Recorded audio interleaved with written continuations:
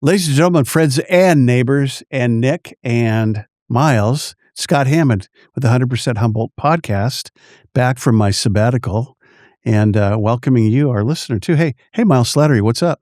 Nada, how are you? Thanks for having me. Thanks for being had. You're. Can you remind us who you are and what you do again one more time? I am Miles Slattery. I'm the city manager for the city of Eureka. I've been in that position for a little over 6 years now. Wow.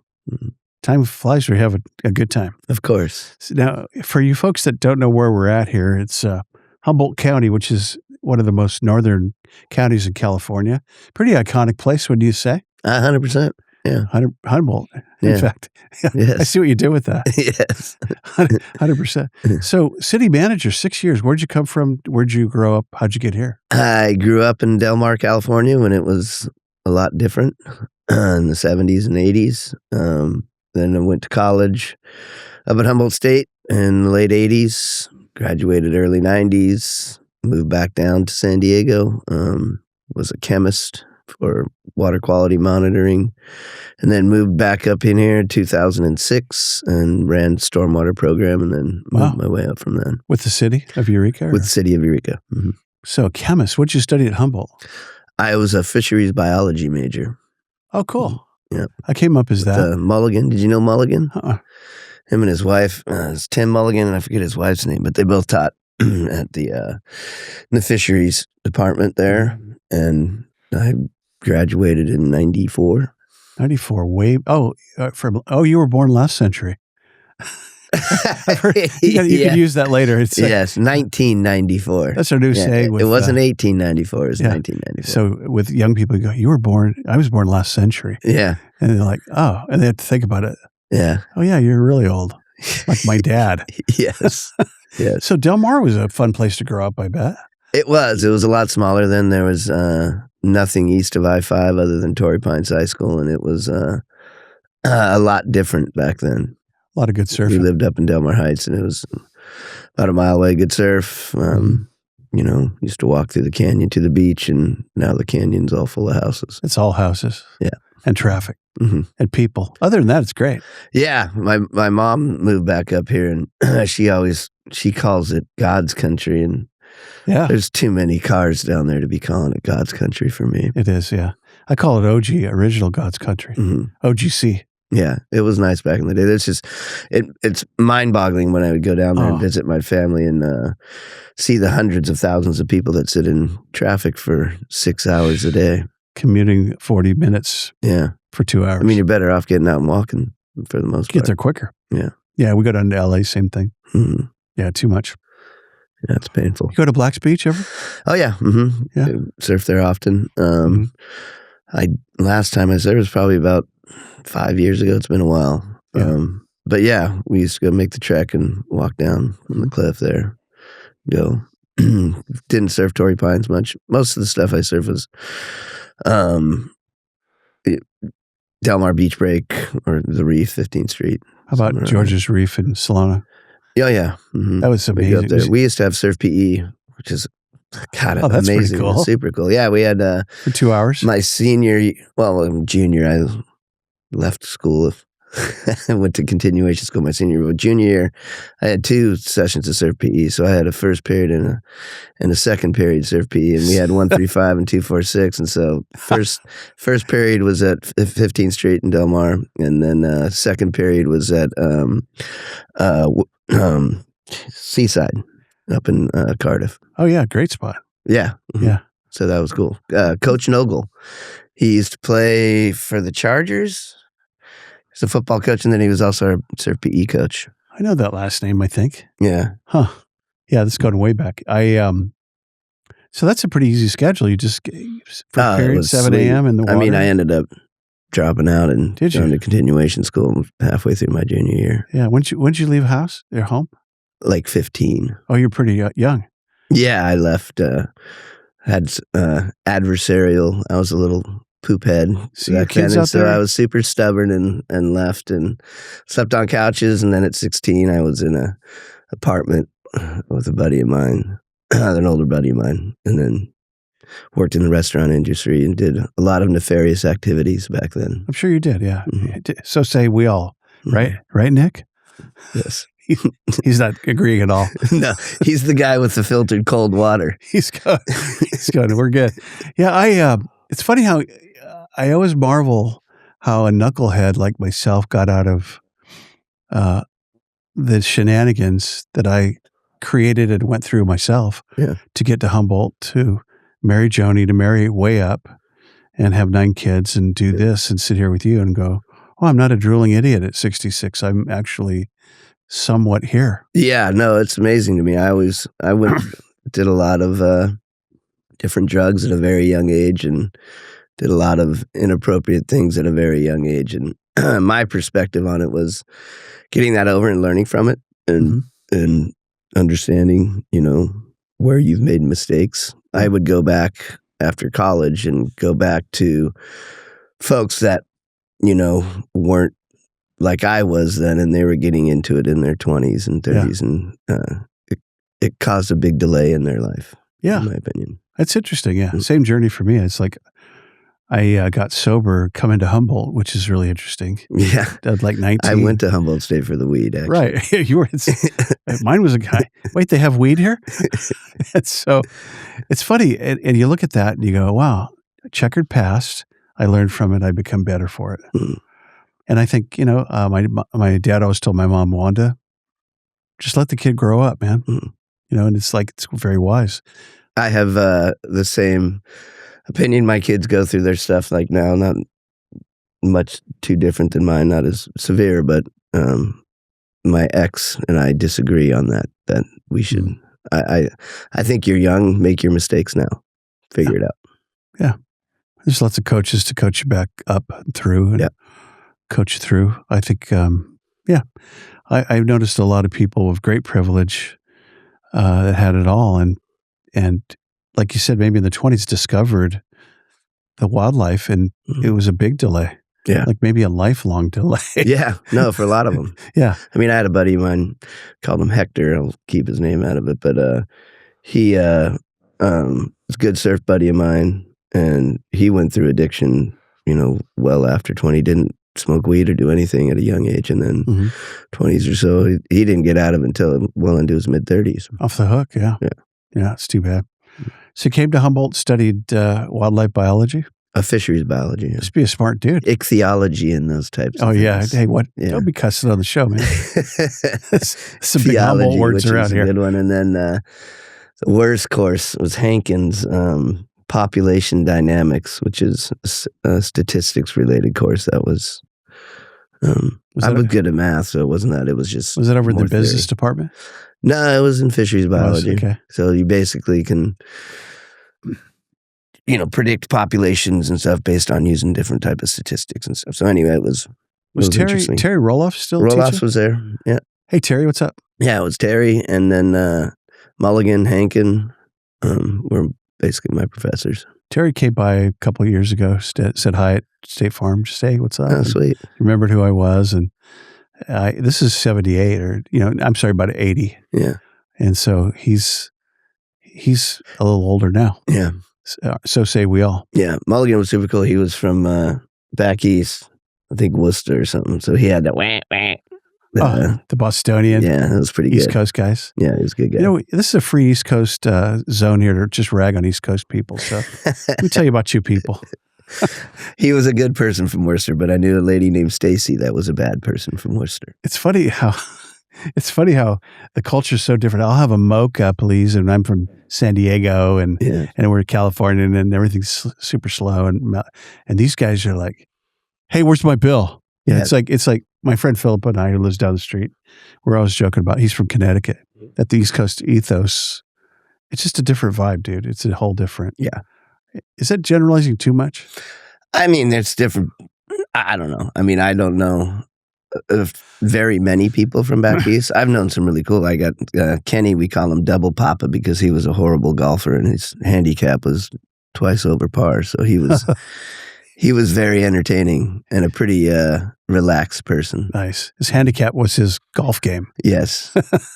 He was super entertaining, though. So you were a chemist down in San Diego? Yeah, I worked for basically their wastewater treatment plant for the city of San Diego's environmental monitoring and quality control. And so I was a lab tech, and then moved up to an associate chemist.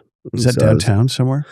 Our lab was our marine lab was in San Diego, right on the bay, and then by the airport. And then the lab that I mostly worked at was in La Mesa, next to the Lake Murray. Oh, okay. Yeah. Right there at Lake Murray. And then we go down to the plant at Point Loma and take samples. And then I tried to get into marine biology, but it's really weird. They don't pay a super cool job, but they were like, it was weird. I worked with a bunch of PhD chemists. I just had a BS, and I really wanted to get into marine biology, which was my bailiwick and super cool job. You'd go out and take ocean samples, some outfalls 2 miles out in the ocean. So you'd go out and not only take ocean samples, but you'd take sediment samples and then do rod and reel fishing, because you want to, when you're doing testing, you're doing these designs. And so you go out and you have a control area that's out from the outfall, and you catch fish. And then you go over to the outfall and you catch fish, and then you take the tissue samples from them. And we did the chemistries on the tissue samples. Wow. And then go have a fish fry. Yeah, I don't know about that, but yes. A little sea bass. Yes. A lot of barracuda. But it didn't matter whatever you caught. Big barracuda. Yeah. We used to catch those off San Clemente. Yeah, they're nasty. Yeah. They're nasty fish, man. They're ugly looking. They're not quite bonito. We used to go surf and go down to Crossroads and go surf, and we'd go out on the pongos, and so you get, albacore. When we didn't hit albacore, you get bonito, and bonito's the nasty. I mean, that's like the Where's mackerel. this at? Baja? Yeah. Okay. Huh. Never did. Kind of by Todos. It's not quite Todos, but it's close to Todos. Been as far as Estero Bay and down where the federales start. Yeah. Having Uzis. Yeah, I've been down that far. Yeah. It was far enough. Yeah. Huh. So what do you miss about San Diego? Top 3 things. Warm water. I don't mind the weather. Pretty much that's it. I mean, the beaches up here, or the surfs up here is as good, if not better. And I'm not, I can handle the cold. I've gotten used to it. I rode my bike everywhere when I was in college, and I lived up in McKinleyville, and I rode my bike from McKinleyville to HSU. And people used to give me grief all the time because I always wore shorts, but the first few times that I did it in the rain, pants get so wet, and then you're sitting in wet pants all day. Good point. You're already dry. Yeah. So I'd always wear shorts. The benefit of the shorts. You heard it here first. Yeah. Our date night is Camel Rock. Oh, sweet. So we sit right above Camel, pop up in the van. Just here it is. It's surf and Trinidad and the bay. And the water, when it hits at a certain time of night, just like refracts back up, and it's beautiful. I just get on my Speedo. I'm right there. Yeah. Yeah. No, it's nice. And then it's 35 degrees. The trek getting down there, especially now that they haven't fixed the stairs on the south side that you go down, right? I think they're fixed. Are they? I've been out there a while. Yeah. There's always a lot of people there. Everybody's checking it out. So you got back to Humboldt. You got a job with the city of Eureka. And by the way, if you're still just joining us, my new best friend, Miles Slattery from City of Eureka, city manager. That sounds pretty. How are you managing? I enjoy it. I love the City of Eureka. It's been I'm very passionate about my work, and I like doing good things for the city. Some people, a lot of the direction I take, the majority of it is through elected officials. So you get grief for good and bad, but it's not necessarily, you have to, I just let it slide because I'm doing the work of 3 people who choose to, set the direction of the city. And then, of course, there's influences from the state and those type of things. And a lot of things that the state are bringing down, a lot of people here aren't appreciative of, whether that's affordable housing or things like that, reducing parking requirements, those type of things. Right. My favorite stuff. Oh, we'll get there. Yeah. Yeah. So one of your new buildings is going up behind McRae Nissan over where my office is. 8th and G. And I go, oh, this is going to be good. It's 2 stories. No. It's now it's 3, and I'm going, oh shit, it's 6 stories. The bottom is technically 5, but yes. I go, this thing's massive compared to pretty much anything in Eureka. I mean, maybe the Clark Museum or something. Not the Clark, but the other. There's a tall building downtown. I forgot the name of it. Corner of Fourth and E. It used to be a bank. Oh yeah. What's the name? I forget the name of the building. It's right over there on 4th and E. It's downtown. Yes, I know. I'm familiar. I think Katie Moulton, our council member's shop, is in that building. Yeah, it could be. Yeah. So, I was doing some homework, and I'm going, oh, everybody reports to you, like all the city. Yeah. So divisions, police. Community services, development services, Parks and Rec. Basically planning. Yeah, community services, Parks and Rec. Development services is planning and building, and then engineering is its own department. Public Works, they all report. You said planning too.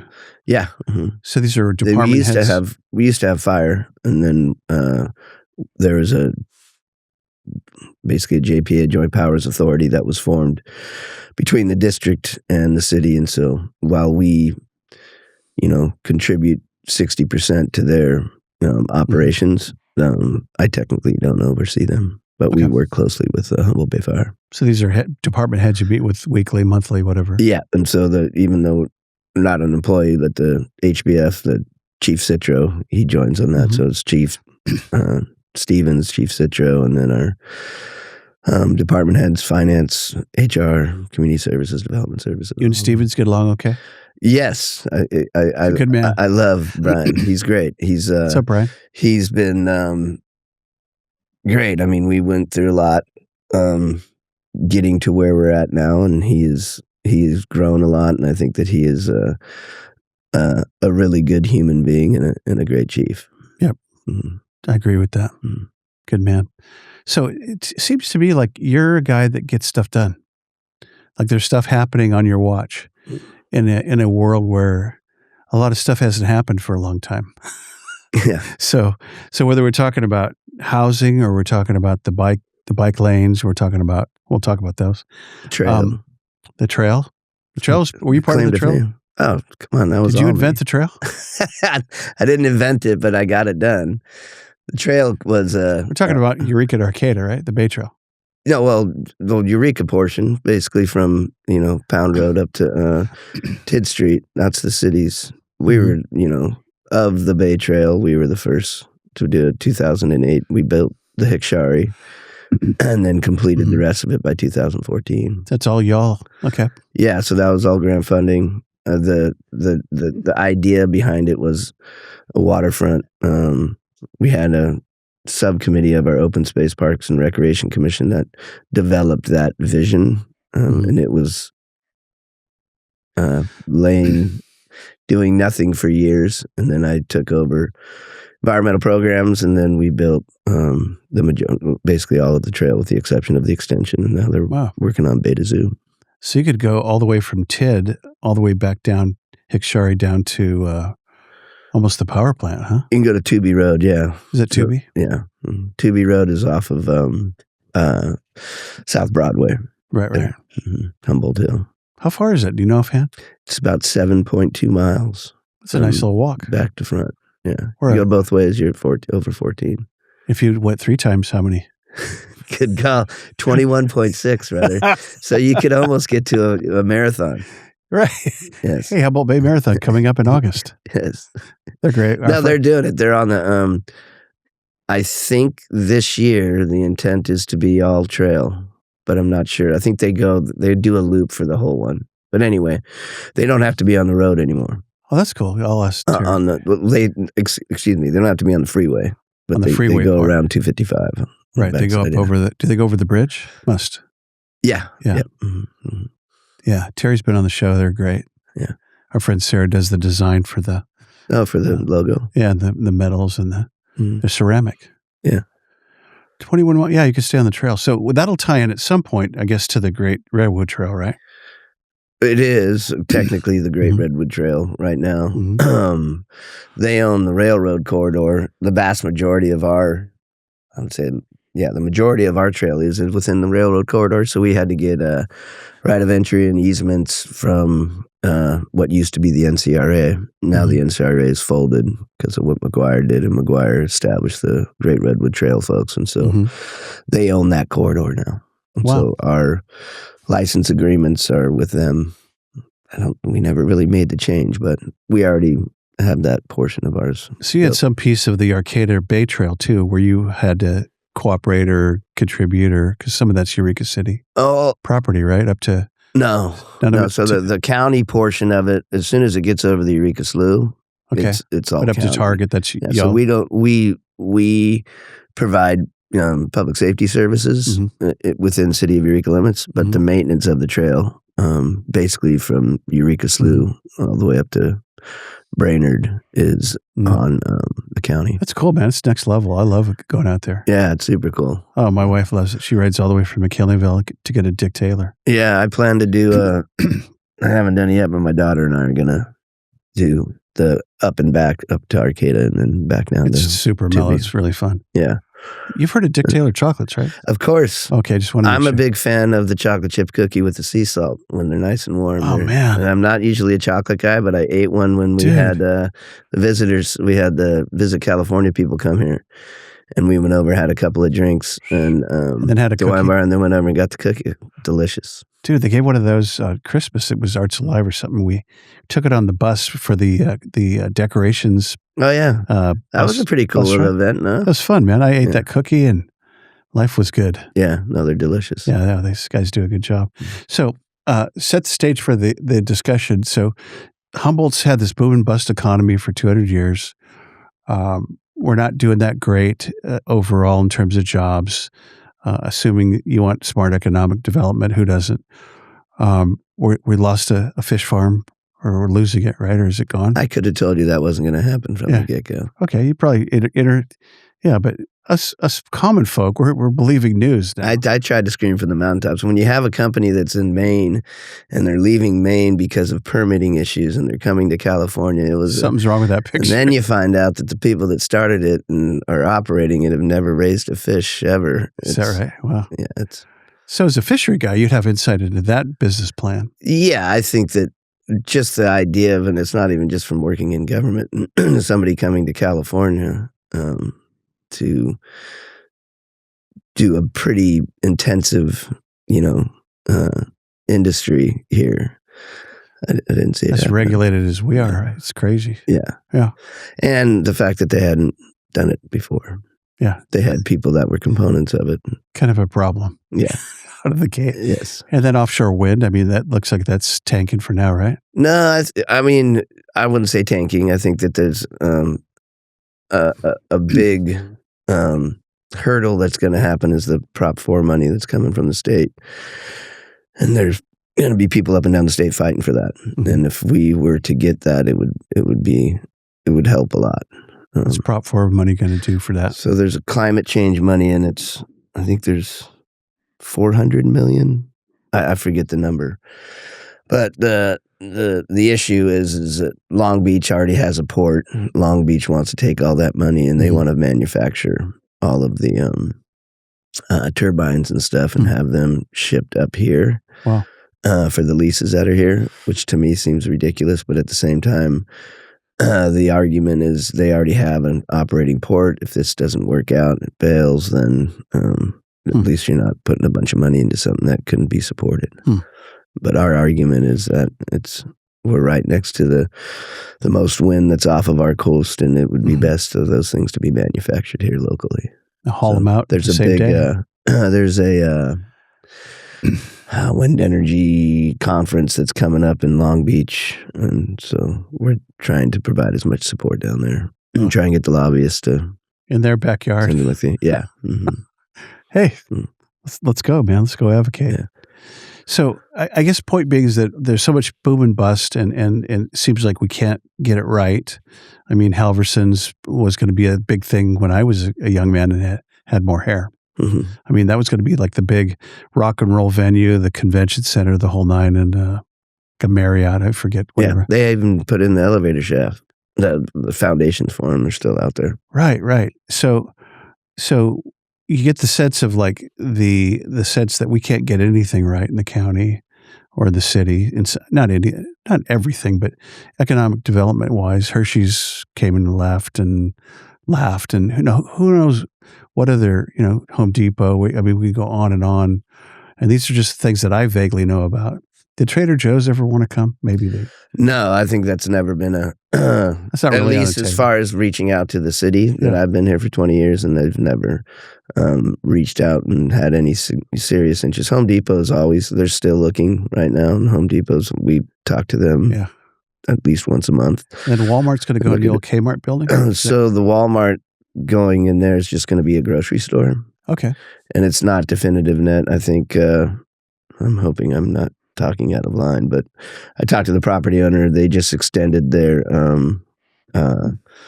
basically put up or quit to April.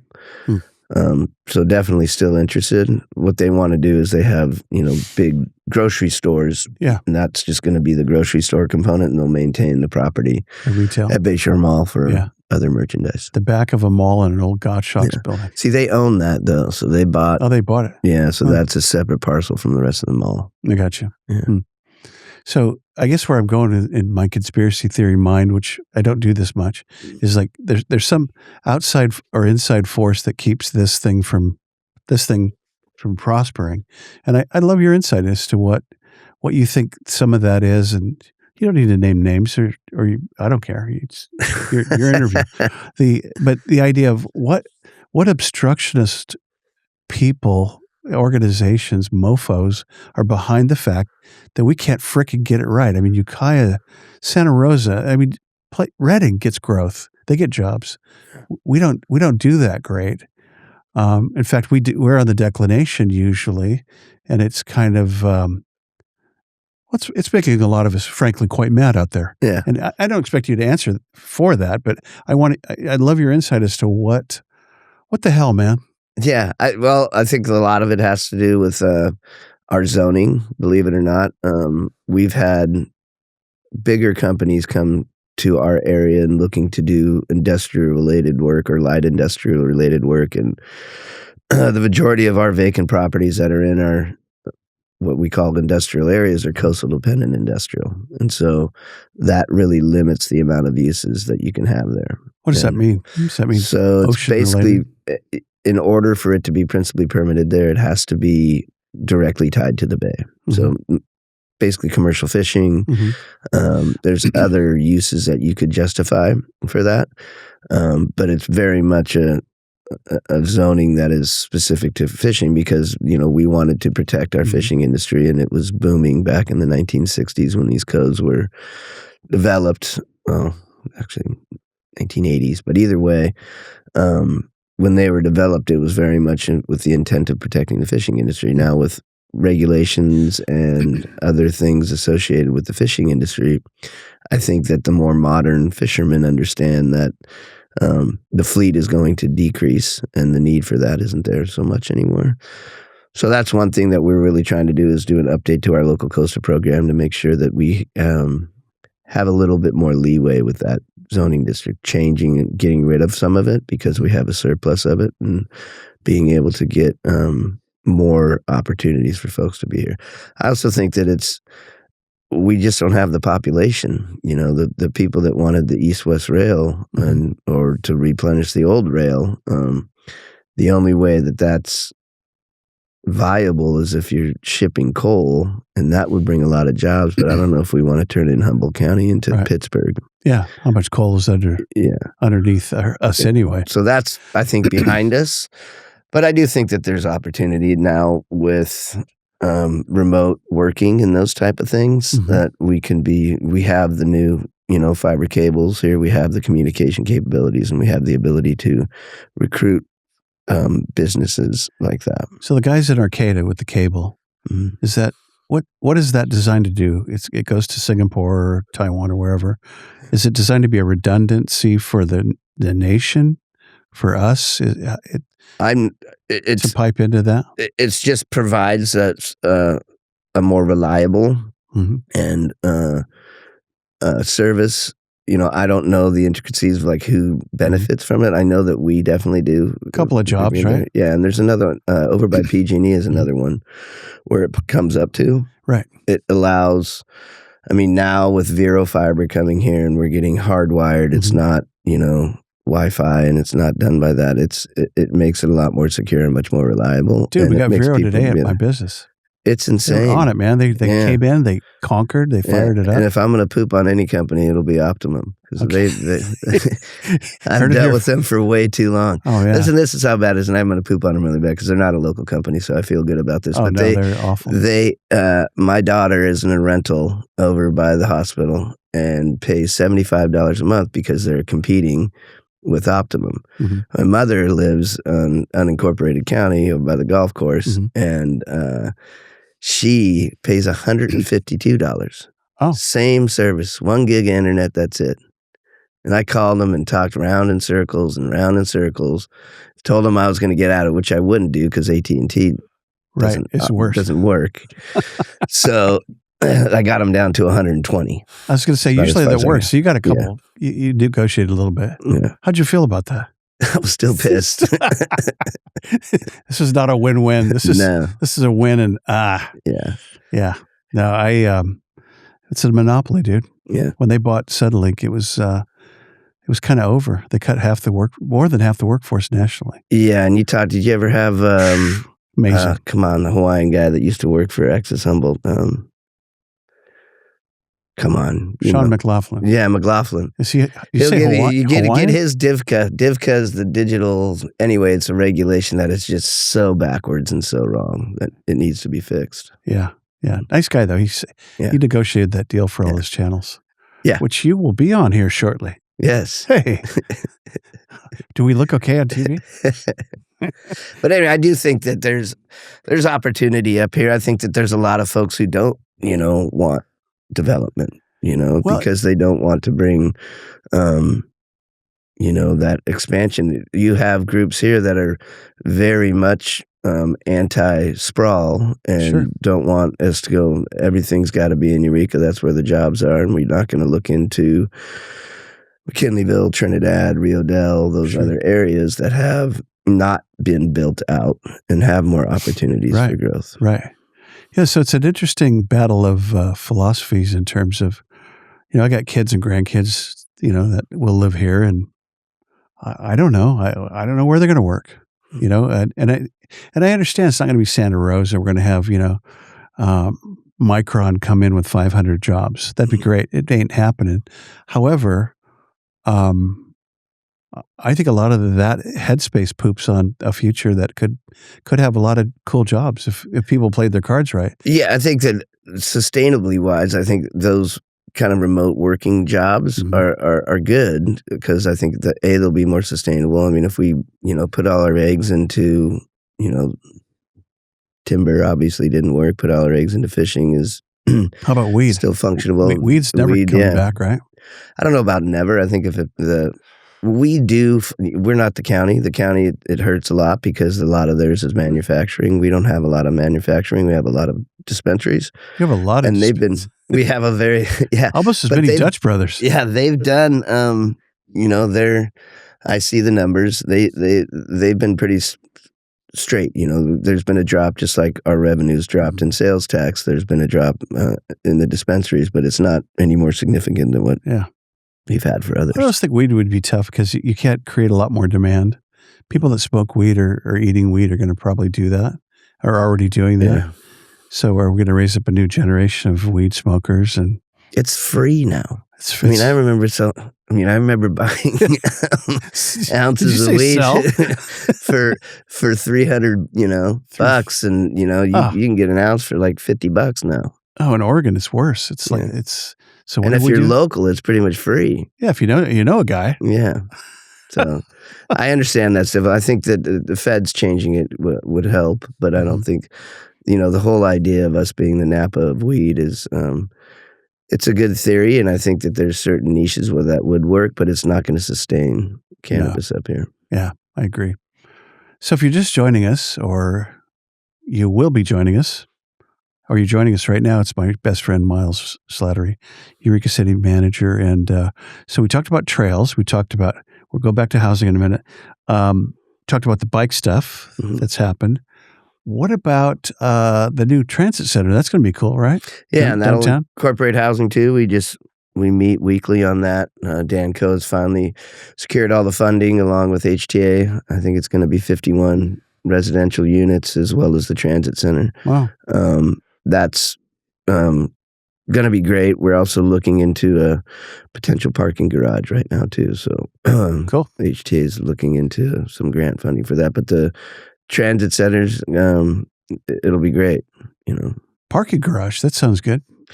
Yeah, it's there's an opposite. So they are looking for another revenue stream, and with the transit center being there, park and ride would help with that. And so this parking structure, we just met with this company called the Smith Group, and it's pretty cool. They have these new parking structures now that are actually less costly as regular parking structures, that basically just you have bays that you pull your car into, and it's all automated. They grab the car, and it's like Legos. They put it on a lift, and they slot it in a spot. Oh, that's cool. And put it in there. So we're looking at that as a potential option. The old school of driving round and round and round. And the curly queues. Remember the one in downtown, the city community concourse by the Civic Center? Or UTC has a pretty fat one too.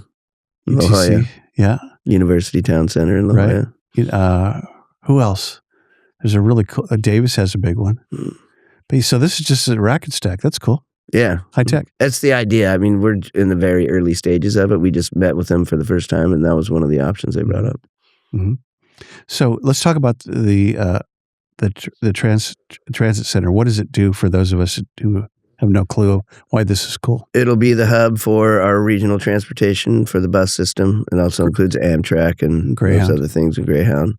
And so it will be a hub for that, and it'll be the bottom floor of a 4-story building, and it will have office space. They're looking at leasing out, and then probably a cafe and a little trinket store there. It'll be, it's kind of this, it'll be much more elaborate than what Arcata has, but it's similar with that idea. So bike storage for people. Bike storage and ride shares. How about high-speed train, rail? Will they be able to come in there? Well, you'll be able to get on a bus to get you to one to the high-speed rail. Yes, but yeah, that's rail's not going to happen. But it's good. It's going to increase the frequency of trips to Arcata. We'll be going every half hour up to Arcata from 8th Street there. Yeah. It's already their major transit hub. It just doesn't have their facilities there. So it'll be nice for them to move in there. So Humboldt Transit Authority will be there.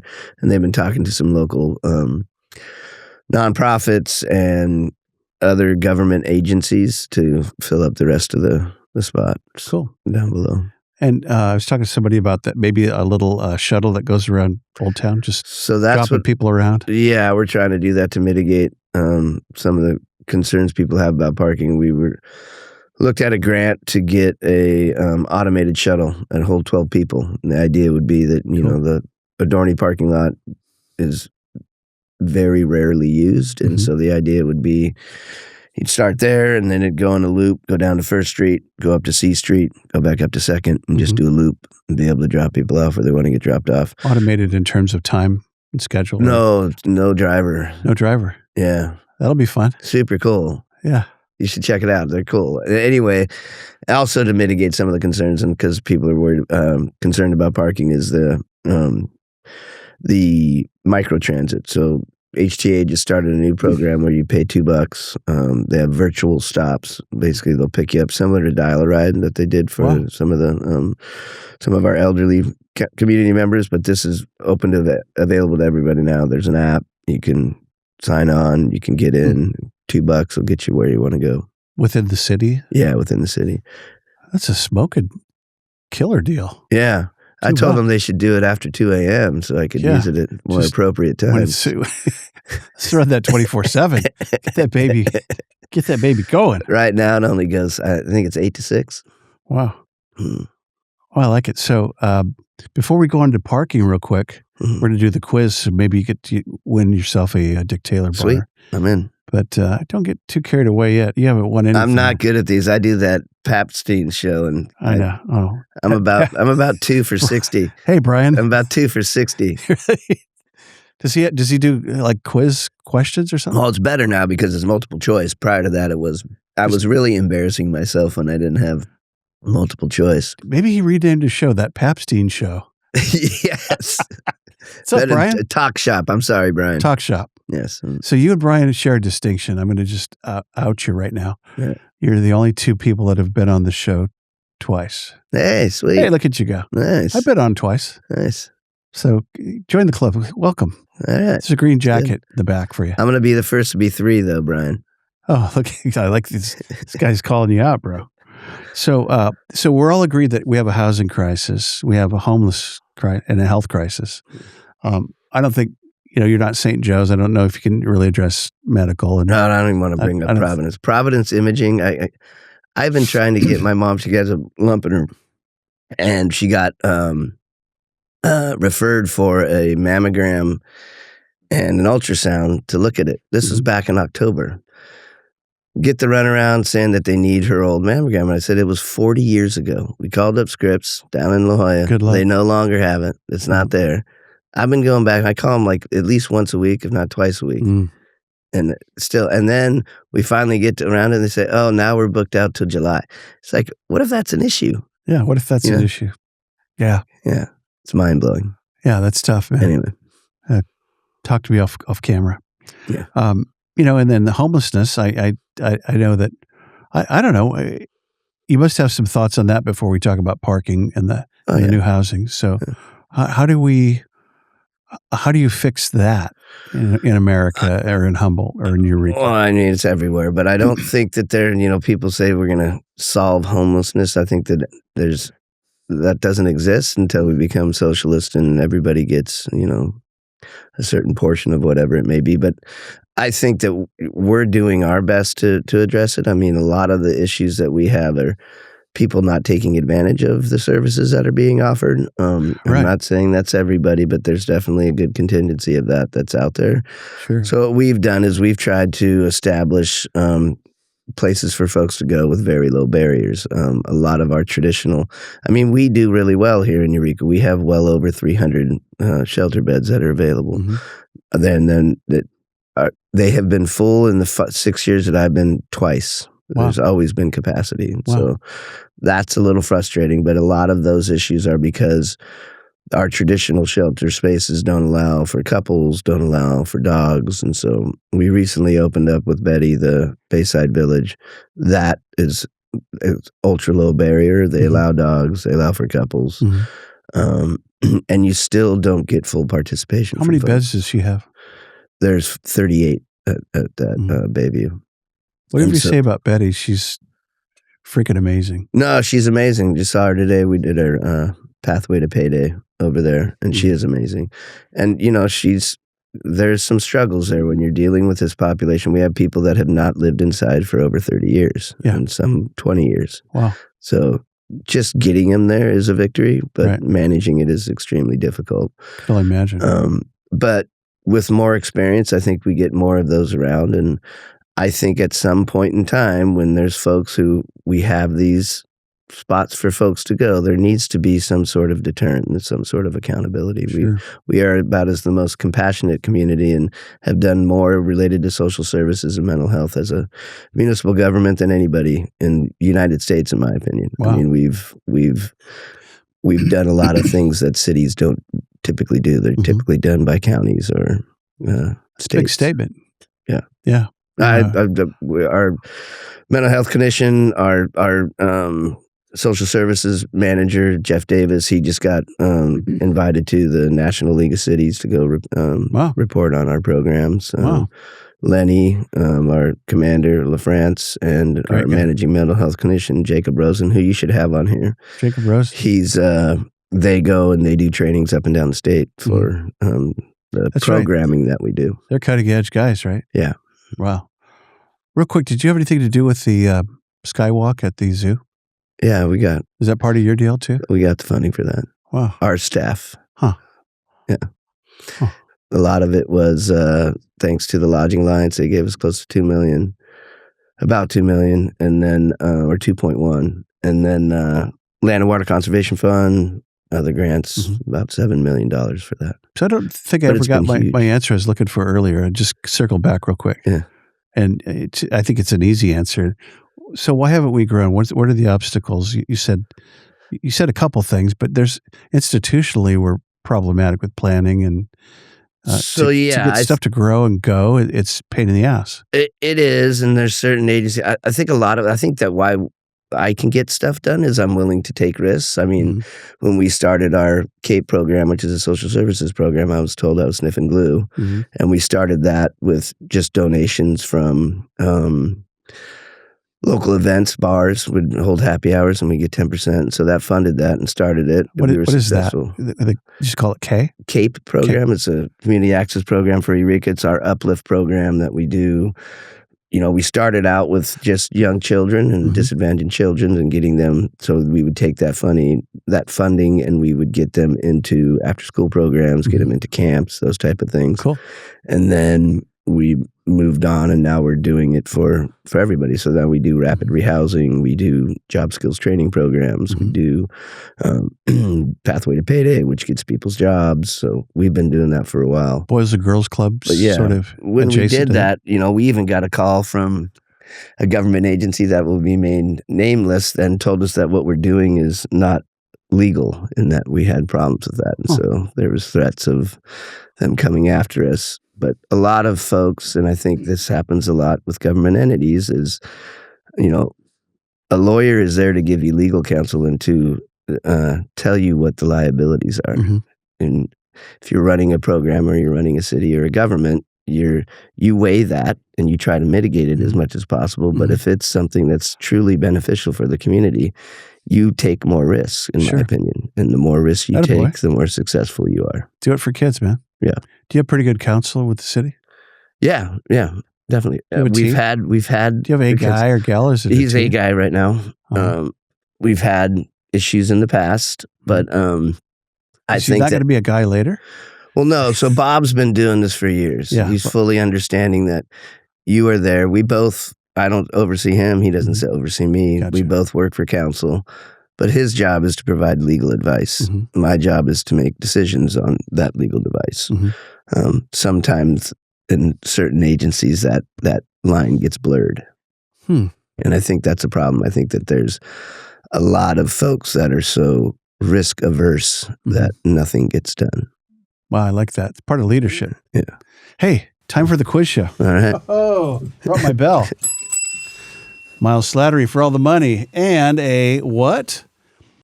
Oh, this is perfect. Orange bourbon pecan, 65% dark, my friend. Perfect. Don't be touching it till you win it. Orange is my favorite color. This is delicious, by the way. Question number 1. What gives you life and what sucks your soul dry? I don't know if there's anything that sucks my soul dry. I'm pretty jaded. But I would say what's soul? I would say my kids give me life for sure. And it's why I do what I do. For sure. So being with your kids. Yeah, 100%. And now something's got to be kryptonite for you that takes you down. Yeah. Or south or I think that there's certain I wouldn't say sucks my soul. That's a little bit extreme, but there is a lot of frustration when you are dealing with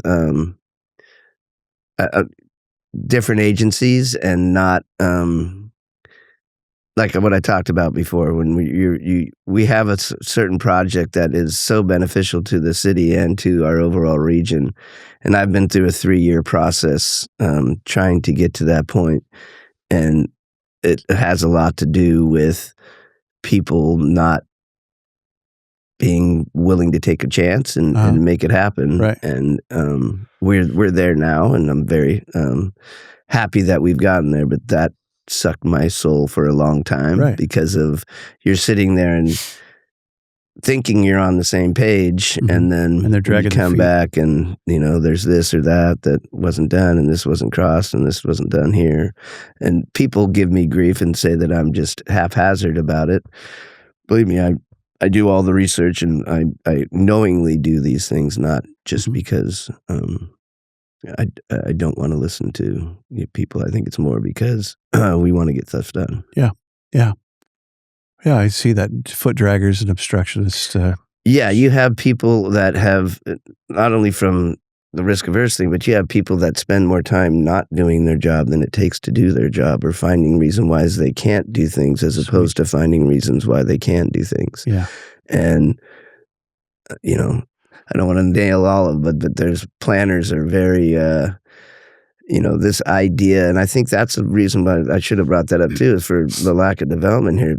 People want this highest and best use, and it has no thought about what the market will bear. So when we have folks that want to do something on C to F Street and they want to build a canal that looks like, you're in Amsterdam, well, that's great. I'd love to have that too, but, let's be practical. Yeah.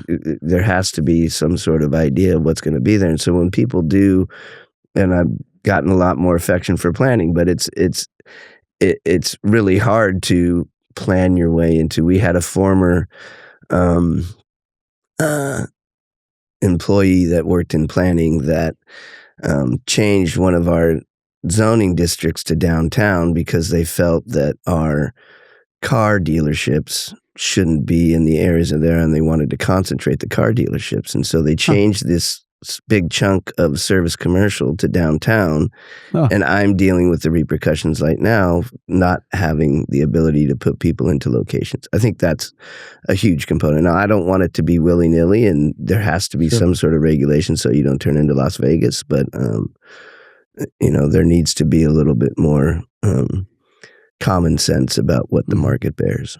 Okay. Question number 3. Are you ready? Yes. I didn't know you were queuing me up. Yeah, I'm teeing it up, baby. So you got the day off. What do you want to do? It's fully paid, 9 a.m. to 9 p.m. What's your schedule? What's in your schedule? I would surf in the morning, and then I would go and have a brunch with mimosas, and then I would golf in the afternoon. Nice. What would you do in the evening? In the evening, I'd probably just go to a nice dinner, or if I'm a little bit more in the mood, I'd probably go to karaoke. Karaoke? Whoa. Who does karaoke? Everybody does. I was there last night. Really? Shanty does it on Wednesdays. Vista Del Mar does it on Thursday. I think the Siren Song does it on the weekend. All the cool places. Yeah. Are you a karaoke guy? Yes, I enjoy it. A little bit. Mm-hmm. Yeah. Mm-hmm. I do a good rendition of King of the Road. Nice. Roger Miller. I mix it up as much as possible. Okay, I bet you do. Yeah, I'm not too worried about what I sound like. Yeah, that's good. Actually, that's good. Hey, guess what? You are the winner chicken dinner of the hey. Orange Bourbon. There was no wrong answer, though. Well, that's true. It's probably true. Yeah. So, last question about parking in downtown, and then we'll talk about your legacy. What walk me through the primer, the fundamentals of why we're building out downtown and housing and state funding, and why it's cool, and why there's no parking, and why we're under studies show that we have plenty of parking, and how that all pans out. When I look at that thing across from me, I go, oh crap, where are they going to put all the cars? They're not going to put them in McRae Nissan's lot. It's already full of cars. So tell me more about from birth to death, the arc of that housing story. So it all starts with the state. They have a RHNA, which is Regional Housing Needs Allocation, which basically the federal government determines what your housing needs are through this ridiculous calculation, and it goes to the region. The entity that houses this is Humboldt County Association of Government, so we get, I'm just going to throw a number out there, 2,000 units that we need. That 2,000 units are mixed into different income levels, so it's above market, and then affordable. So for years, it was just like a planning exercise, and then the state determined that affordable housing and not being able to live in California is a huge issue.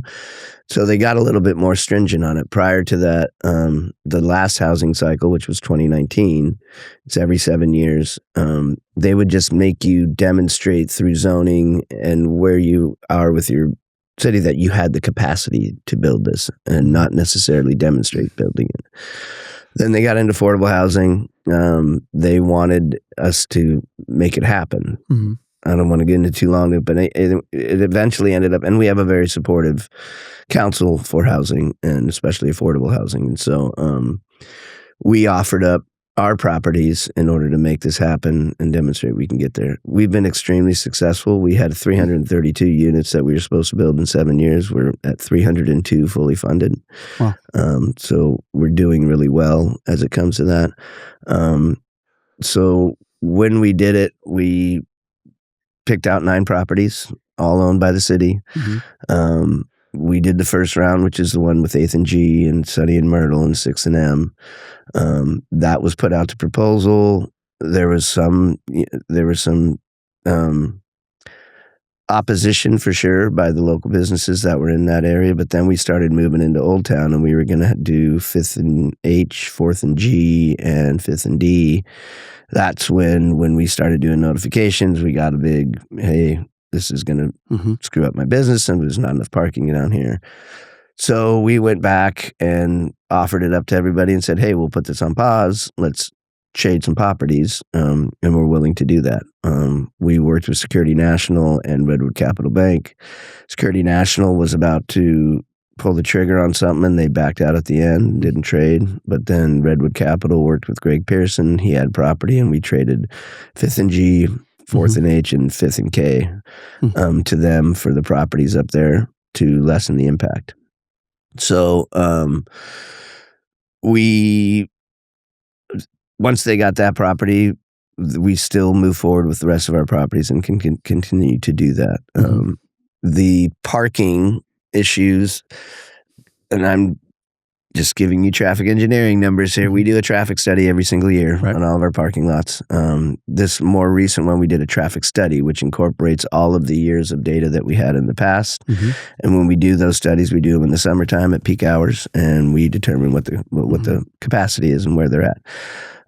When you're looking at that, we were at below 50% capacity all the time. Now, everybody's going to yell at me, but when you go there at Friday night markets, of course it's going to be filled. Sure. But when you look at the full month of it, that's where we were at. So anyway, we got we're still cognizant of that, and that's why we do those mitigation measures. So we're trying to make it so that folks still have access to parking, and if not, they have a way of getting from a parking lot to their stop, which will be that shuttle and then microtransit. So we'll continue to do that, and we're also looking at a parking garage, and the parking garage would be a game changer for that area, not only for HTA for their park and ride, but also for the businesses down there. So cool. We're going to pursue that. The grant is due in May, I believe, and so go garage. We're putting that together now. Sounds good. Hey, thanks for being here. Of course. Yeah. Anytime. Tell us about your legacy. What do you want to be remembered for? We talked about this last time. Let's I'm not a big legacy guy. Maybe you rethought it. My children are my legacy. That's a good one. Whatever they do, I want them to be good people and enjoy life. And if they do that, I'm happy. I like it. What's your tombstone say? That's a good question.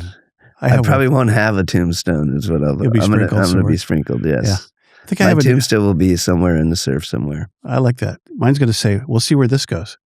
Yeah. I will say this. My son came up with a really good one, which I thought is a great saying, and I don't know how to say it in Latin, but I will because I never thought I couldn't. And I think that's a great one. That's a good one. It's deeper. Yeah. Hey, well, thanks for being here, man. All right. Hey, thanks for joining us on 100% Humboldt. Like us, love us, send us money.